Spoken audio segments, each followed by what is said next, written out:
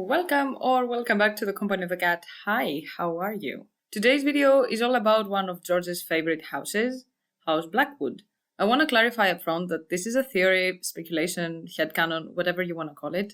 The thing is, I usually load up my videos with as much text-based proof as I can, but with this topic we're kinda working with limited info. I still based my take on the text and stuck to the whole universe, magic, world building, myths, you name it, but I still had to fill in the blanks. It doesn't sound that crazy to me. Could it be off the wall? Yep, but honestly, that's how it works with most theories, especially in our fandom.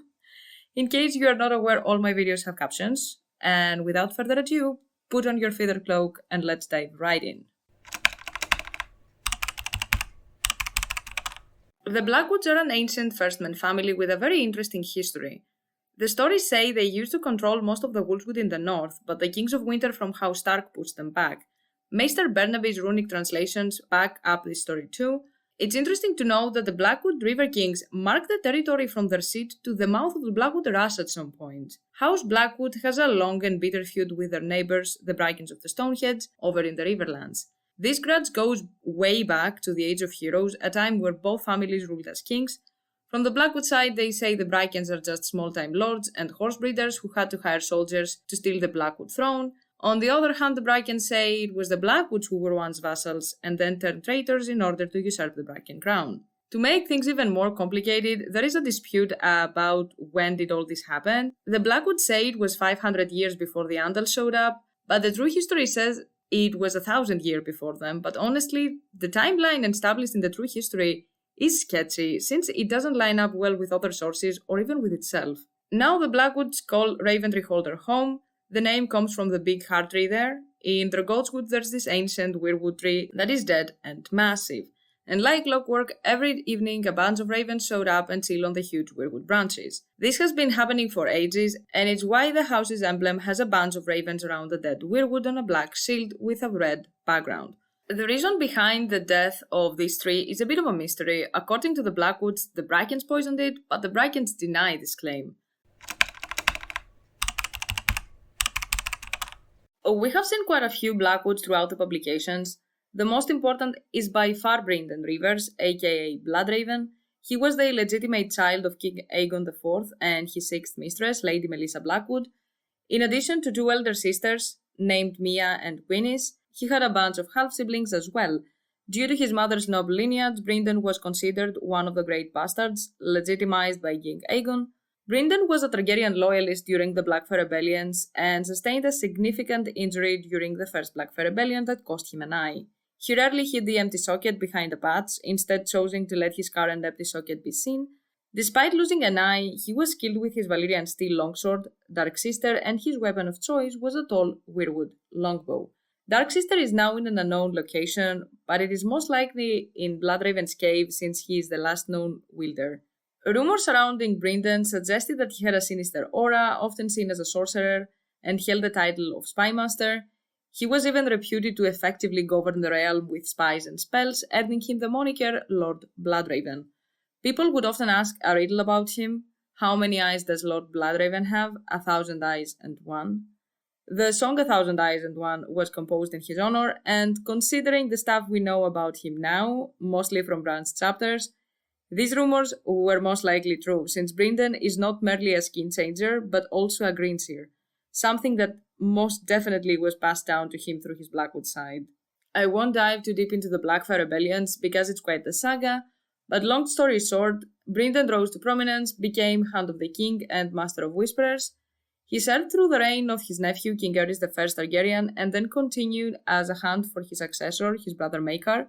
Following Maekar's passing, Brynden as a hand called a Great Council in King's Landing to sort out the messy succession issue.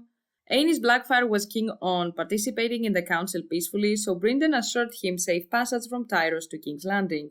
But once Aenys arrived, he was arrested by the Goldcloaks and swiftly executed in the Red Keep.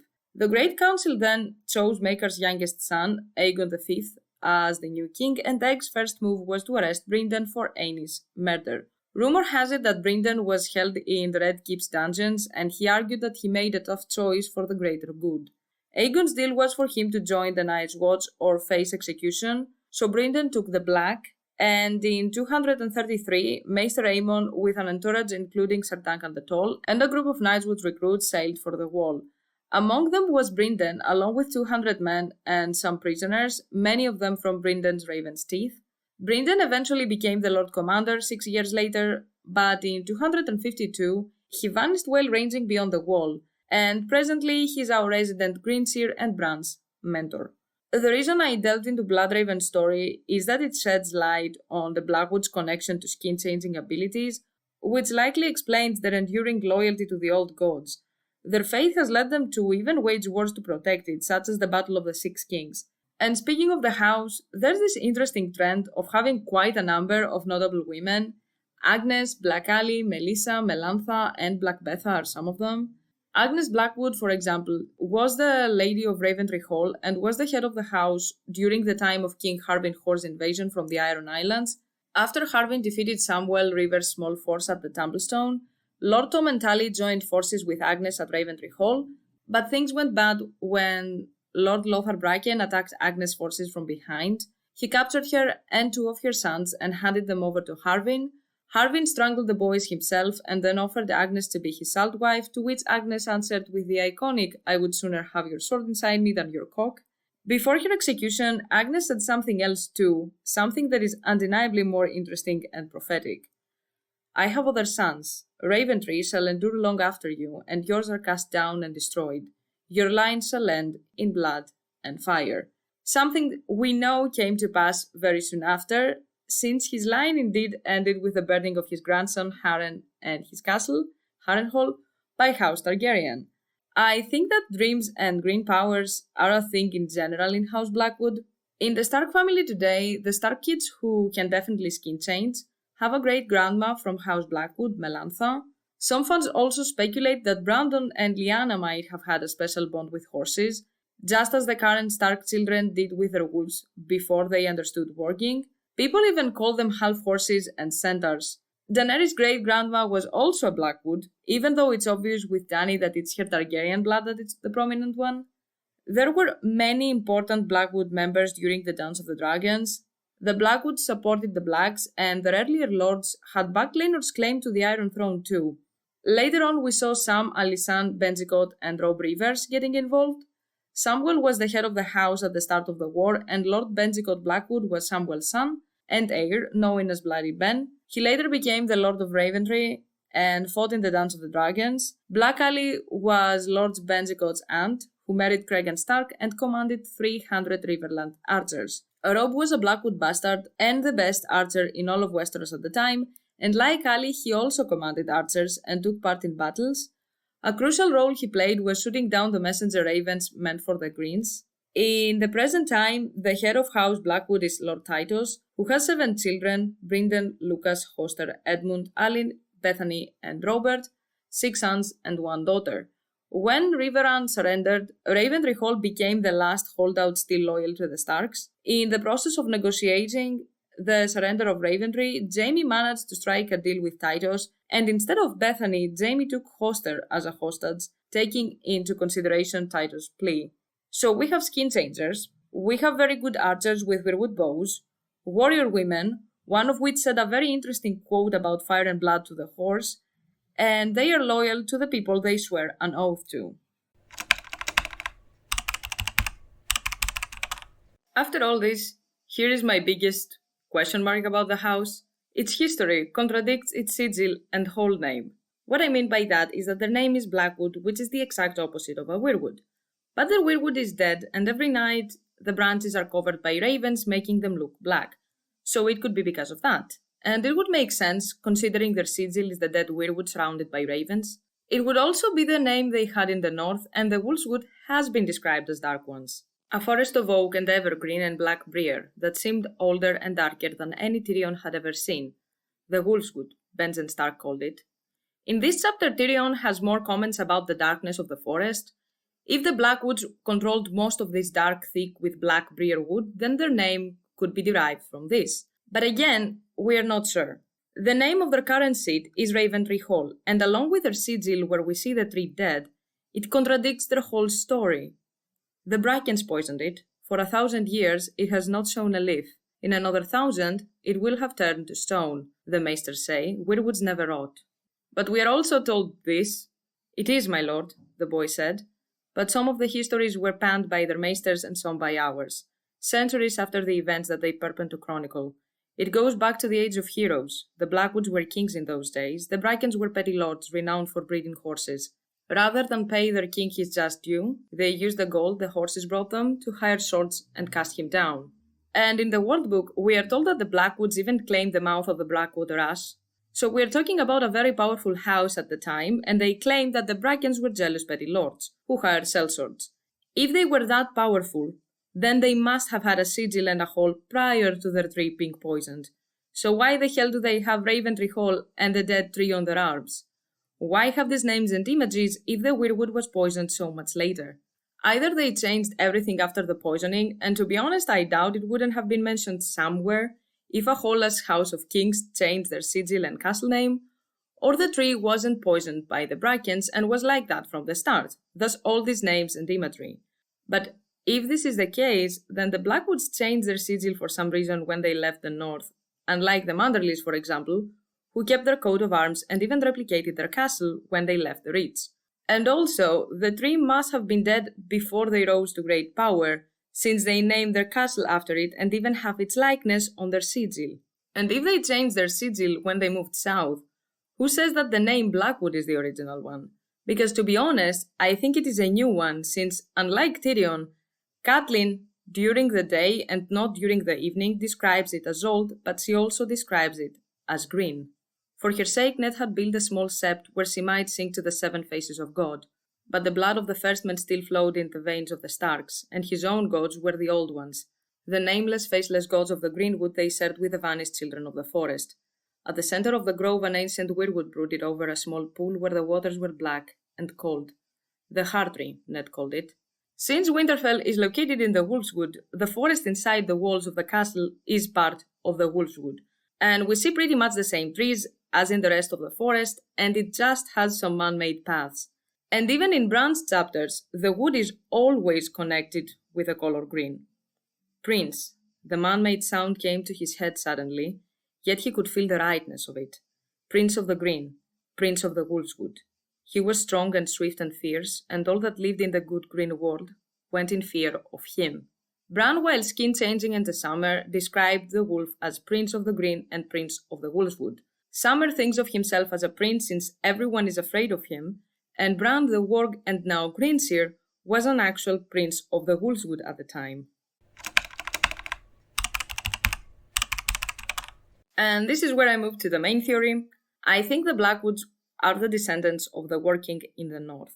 Before my explanation of this theory, I want to analyze the topography of the area a little bit more. We are talking about the time after the Long Night, when the Starks started their expansion and prior to the Horse. The Wolfswood was bigger, extending to the southwestern part of the north, but a large portion of the forest was burned completely by Harag Hor and his Ironborn. For a time, the stony sword did fell to Harag and his Ironmen. Swaths of the Wolfswood were nothing but ashes. We do not know how far south the wood reached, but it was most definitely as south as the stony shore from what I understand from the World Book. The Blackwoods controlled most of the forest according to them and certain runic records, so before the Starks, the Blackwoods were the most powerful rulers in the area if they were indeed the ones controlling most of the wood. But there is also a very interesting story about another ruler in the forest that not only makes sense that he would be the most powerful, it is also mentioned right in the next paragraph of the World Book. Chronicles found in the archives of the Night's Watch at the Nightford, before it was abandoned, speak of the war for the Sea Dragon Point, wherein the Starks brought down the Warg King and his inhuman allies, the Children of the Forest. When the Warg King's last rebound fell, his sons were put to the sword along with his beasts and greenseers, whilst his daughters were taken as prizes by their conquerors.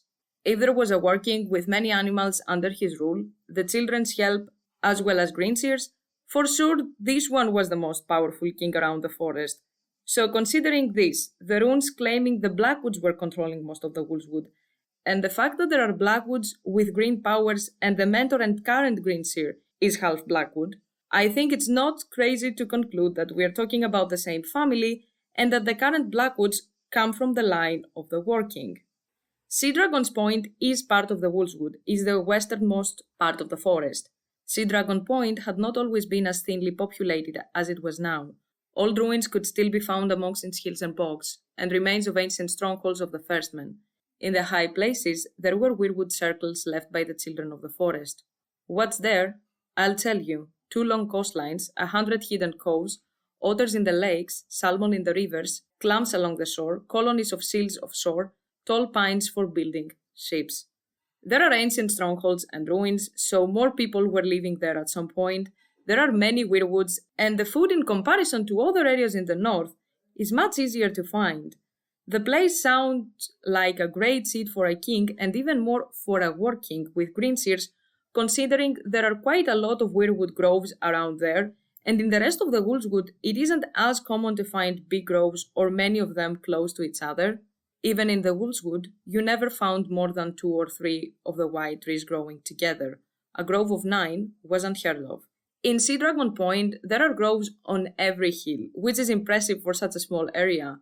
Plus, if the wood extended as south as the stony shore, we can see that indeed these rulers had most of the forest under their command. Like the Blackwoods claim, and like a magical king of that caliber is expected to have ruled. We are told that the Starks put all the men, seers, and animals to the sword, and they took the women. But really, how easy could it have been to do this? They were so powerful and magical, and not even one member escaped, not even a bastard, even though people were practicing the first night at the time. Highly unlikely, in my opinion, considering that there is a pattern in the series with the bastards of the house being very important and successful. Bloodraven is not just a skin changer and a green seer, he also served as Hand of the King and Commander of the Watch, and we have also seen Benedict Rivers, who founded House Justman. The house is now extinct, and Benedict was a bastard born of House Blackwood and Bracken. When younger, he wasn't very well liked, but he became a great knight, and his prowess earned him the support of his parents' families, and then other Riverlords as well.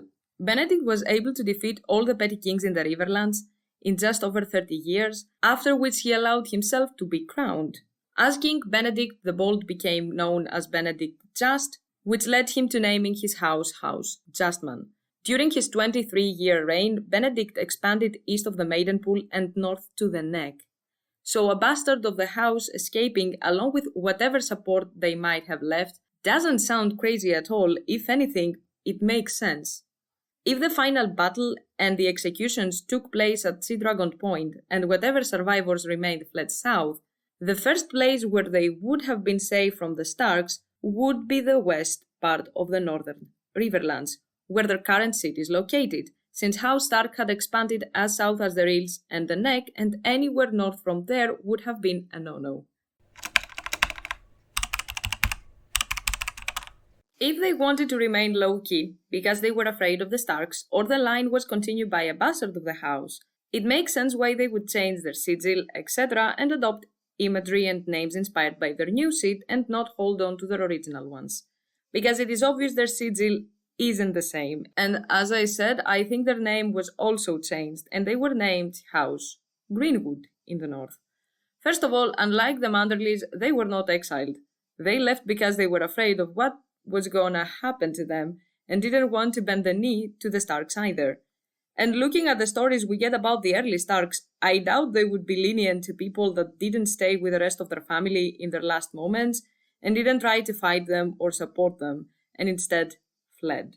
So if I am not completely off about this theory, it makes sense for them to change their name, as well as their coat of arms. Secondly, if the person who moved the house was a bastard, then again, these changes are to be expected. And if the original name wasn't Blackwood, I think it was Greenwood, and I will explain my reasoning right away. We know that there was a house Greenwood in the Weirwood that got extinct at the time, and it is the first house mentioned in the workbook after the story about the War King and the Blackwoods. As I mentioned above, the Weirwood is described as green, and we know of a house named Greenwood. We do not know the name of the family of the War King, but the name Greenwood for a family with skin changers and green seers that controlled most of the Weirwood would make sense. And it is also very similar to the name Blackwood. This type of name could have easily been subtype of nickname of a member of the Greenwood family. Brynden Tully is called Blackfish, a play on their sigil and the fact that Brynden is the black sheep of the family. We have various members of House Blackwood with striking black hair and eyes that are called Black, like Ali and Betha. Bloodraven is also a nickname based on appearance as well as house, and this is very common in the novels in general. If the person who re-established the house, and if they indeed were from the line of the Warg King, and had black hair and eyes as the members have now, or was a raven skin changer, again like Bloodraven now, they could easily have a nickname like Black name Greenwood. It would be some sort of wordplay, thus Blackwood, or it could be a variation of the original name that the bastard line would use. And of course, the change could also have been made to commemorate the destruction that befell of the house and all those that died, since the color black is used to indicate grief. And that brings me to the dead Weirwood, which is a point of interest about the family and the reason for this theory, since the reason I personally am so interested in this house, and I imagine other people as well, is the fact that the explanation for the tree's death doesn't add up with their sigil and hole. I know the name Bracken is a play at the whole story about the poisoning since Brackens are toxic, but it really doesn't make sense, and I think it's more of an Easter egg if anything. So here is my contribution to the tinfoil as far as the Weirwood goes. They said the tree was poisoned 1000 to 500 years before the Andals, but the Blackwood settled and were kings in the Riverlands many years before this event.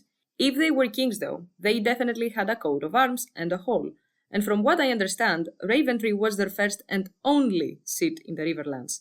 So why the hell is the tree already dead in their images and names? It doesn't make sense.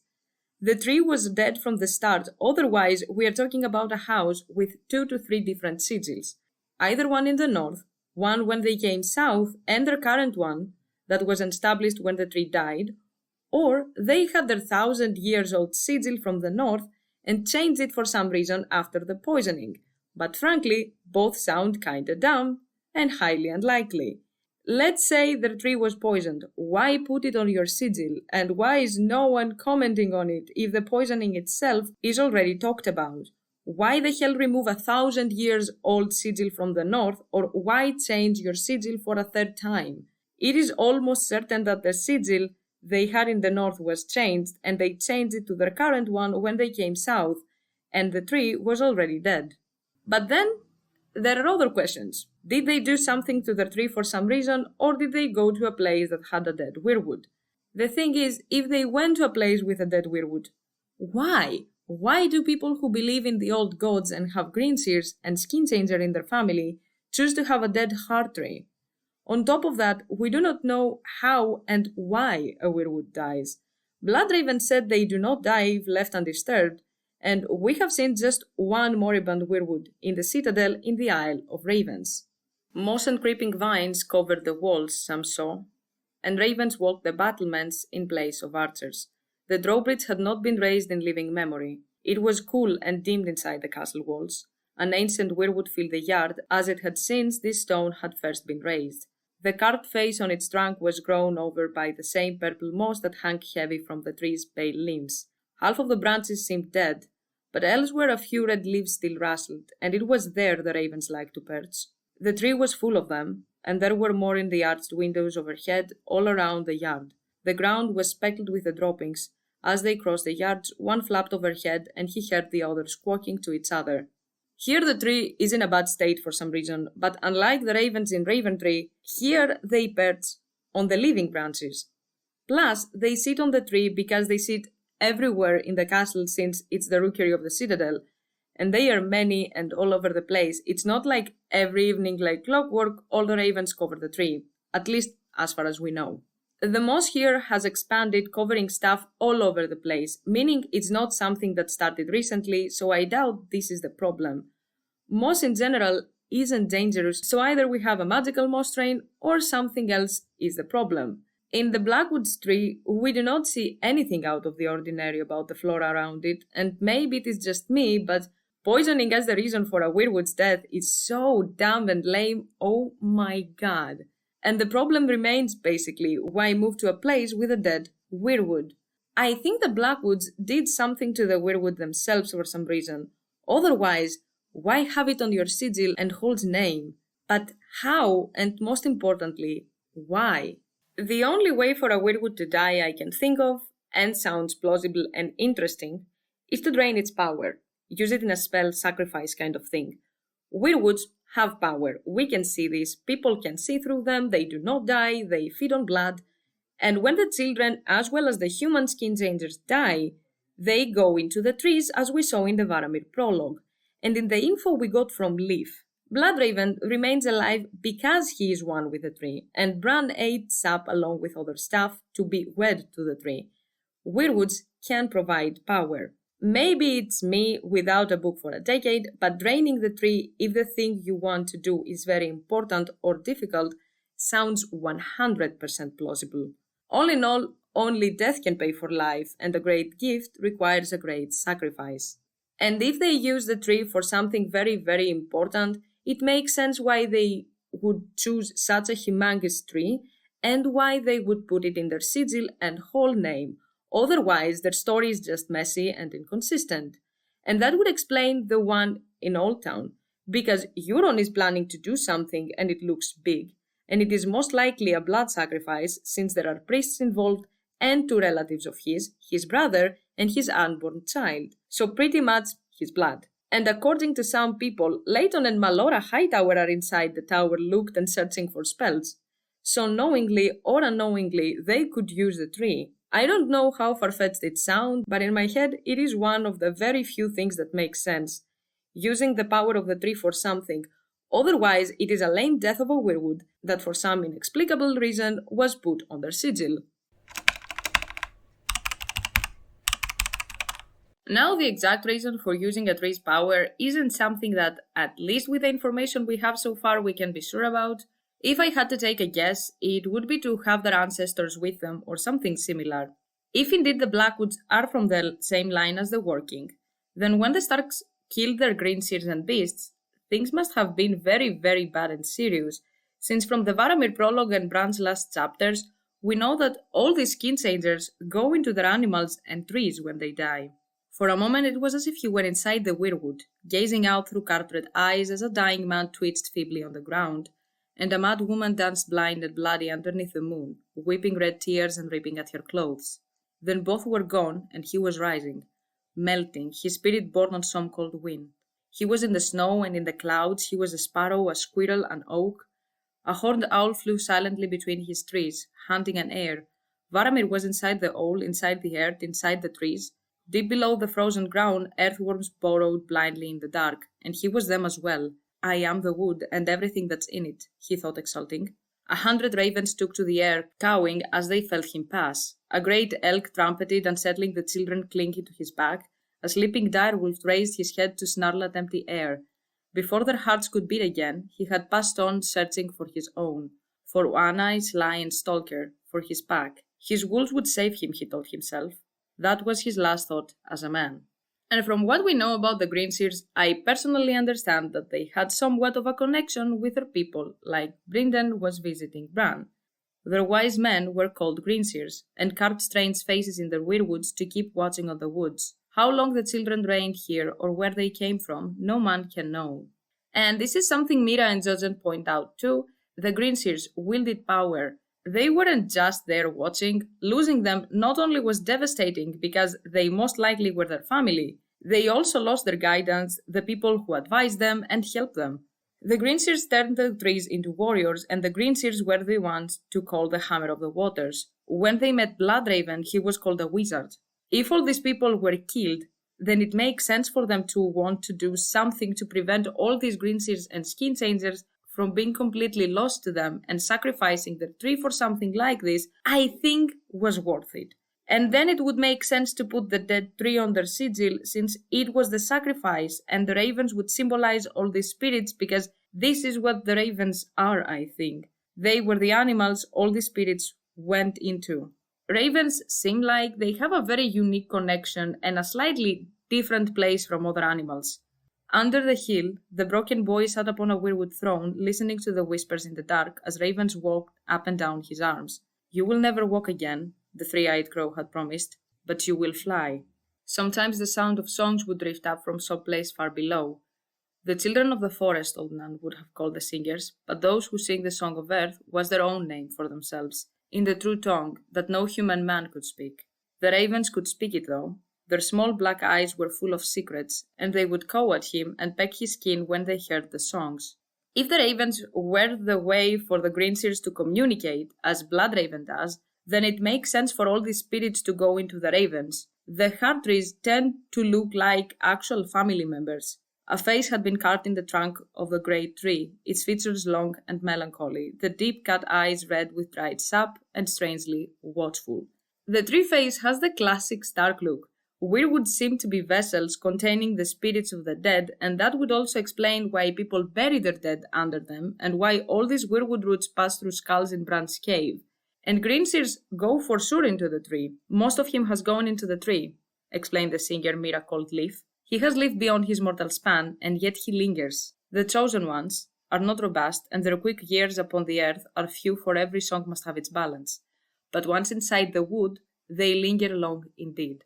1,000 eyes, 100 skins, wisdom deep as the root of ancient trees. Greenseers. If their people were killed and their spirits went into a tree that obviously cannot move, then abandoning them when they left would be like losing them again. So sacrificing a weirwood to have all their ancestors join the remaining family by putting them in the ravens that visit the tree every day sounds like a good idea. Ravens know the true tongue, they can talk and fly, so it isn't very easy to kill them either.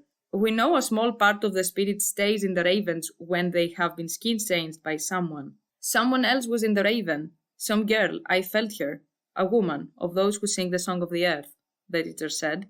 Long dead, yet a part of her remains, just as part of you would remain in summer, if your boy's flesh were to die upon the morrow. A shadow on the soul, she will not harm you. So, pretty much the same thing that happens with the Greenseers and the trees, but in ravens. And this is why I believe they sacrificed their current tree so they can move their Greenseers and dead relatives from the north to their current seat. I also think the dead that they bury underneath their dead Weirwood go partially in ravens, and this is why ravens continue to visit the tree every night to this day. The reason I think that are 1. Ravens continue to come every night for millennia at this point. 2. From what I understand, the reason the first men buried the dead under the heart trees was that their spirits went into the tree and stayed with them in a way, and the Blackwoods still bury their dead under their Weirwood. Lucas was murdered at the Red Wedding. Walter Frey's fourth wife was a Blackwood, but kinship counts for no more than guest right at the twins. I should like to bury Lucas beneath a tree, but the Freys have not yet seen fit to return his bones to me. And 3. Even after the death, Weirwoods do not act like normal trees. They turned into stone, so I do not know whether they are dead or in some sort of stasis, like Danny's eggs that were also turned to stone, but they hatched, so not dead at all. Maybe it cannot contain the dead itself like a normal weirwood, but it could be still the way for all these spirits to pass into the ravens.